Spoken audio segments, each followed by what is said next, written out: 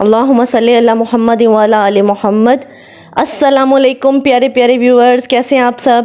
اگر آپ کا دل کر رہا ہے بریانی کھانے کو لیکن آپ کا موڈ نہیں ہو رہا بریانی بنانے کو، تو آپ جلدی سے جھٹ سے یہ ریسیپی بنائیں۔ آپ کو ایک ٹائم میں 2 طرح کے فلیورز مل جائیں گے اور یہ بہت ہی مزے کی بنتی ہے۔ تو چلیے ریسیپی شروع کرتے ہیں۔ ایک دیگچی لے لیں گے اور اس میں آئل کو گرم کر لیں گے۔ اب ایک بڑے سائز کا پیاز لے لیں گے اور اس کو سلائس میں کاٹ کے پیاز کے آئل میں ڈال کے فرائی کر لیں گے۔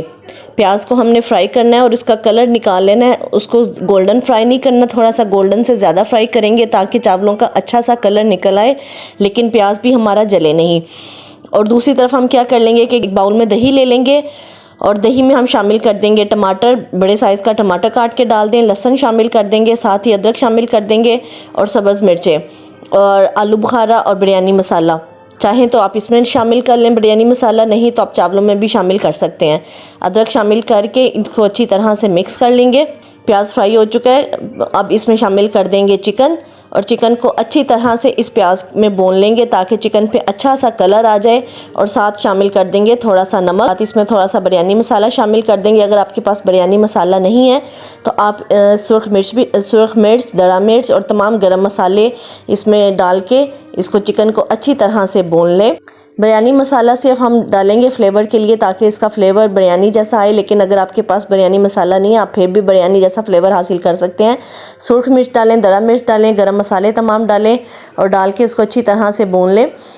دوسری طرف یہ دہی کا جو بیٹر تیار کیا تھا اس میں ہم آلو بخارا بھی شامل کر دیں گے، اور اس بیٹر کو جب چکن بن جائے گا اور اس پہ اچھا سا کلر آ جائے گا تو اس بیٹر کو ہم چکن میں شامل کر دیں گے اور اچھی طرح سے بھون لیں گے۔ تب تک بھونیں گے جب تک دہی کا پانی خشک نہیں ہو جاتا اور چکن بھی فرائی نہیں ہو جاتا۔ چکن فرائی ہو چکا ہے اور چکن گل بھی چکا ہے اور دہی کا پانی خشک بھی ہو چکا ہے۔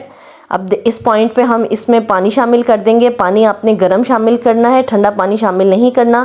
جب پانی کو بوائل آ جائے گا تو ہم اس میں شامل کر دیں گے چاول اور چاولوں کو ہم بوائل کر لیں گے۔ ساتھ اس میں تھوڑا سا سرکہ شامل کر دیں گے تاکہ چاول لمبا لمبا بنے۔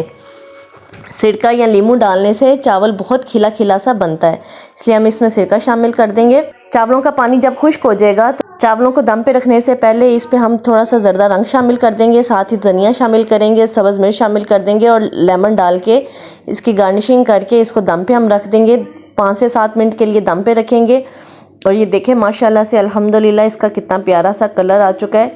یہ ایک ٹائم میں ہمیں 2 طرح کے فلیور مل چکے ہیں۔ اس کے ساتھ آپ چپلی کباب بنائیں، شامی کباب ہیں تو وہ بنائیں اور ساتھ دہی کا رائتہ بنائیں۔ میرے پاس دہی بلے تھے، میں نے دہی بلے ساتھ بنا لی، چپلی کباب بنائے ہیں اور اس کے ساتھ اس کو سرو کیا ہے۔ یہ بہت ہی مزے کے بنے۔ اگر آپ کو بھی ریسیپی آج کی پسند آئی ہو تو ویڈیو کو لائک اور شیئر کر دیجیے گا۔ اپنا بہت زیادہ خیال رکھیے گا، دعاؤں میں یاد رکھیے گا۔ اللہ حافظ، فی امان اللہ۔